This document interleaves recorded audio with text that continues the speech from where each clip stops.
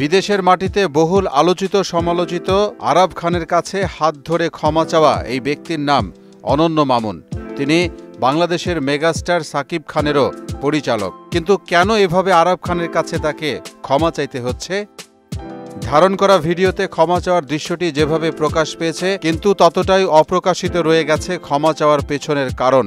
তা নিয়েই এখন সব মহলে চলছে নানান। ওয়ালটন ফ্রিজ কিনে অনেকের মতো আপনিও হয়ে যেতে পারেন মিলেনিয়াল।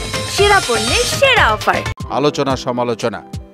ভিডিওতে দেখা যায় অনন্য মামুন বারবার আরাব খানের হাত ধরে ক্ষমা চাইলেও তিনি অনেকটা নারাজ। এমনকি কিছুটা ক্ষিপ্ত আরাব বারবার তাকে নানান প্রশ্নও করছে। এক পর্যায়ে সাংবাদিকদের নিয়েও কথা বলতে শোনা গেছে, যেখানে আরাব খান বলেছেন ১০০ টাকা দিয়ে সাংবাদিকদের কেনা যায়।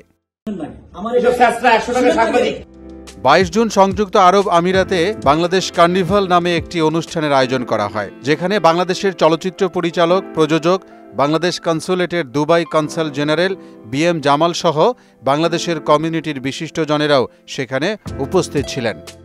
জানা যায় সেই অনুষ্ঠানেই অনন্য মামুন আরাব খানের বাসায় গিয়ে তাকে দাওয়াত করেন। এ নিয়ে সব মহলেই কথা ওঠে, এরকম একটি অনুষ্ঠানে আরাব খানের মতো একজন বিতর্কিত মানুষ কি করে দাওয়াত পান। পরে অনন্য মামুন সংবাদ সম্মেলন করে জানান, আরাব খানের এ অনুষ্ঠানের সাথে কোনো সম্পৃক্ততা নেই। আর তাতেই অনন্য মামুনের উপর চটেন আরাব। মোহাম্মদ আলিউল্লাহ, মোহনা ডিজিটাল।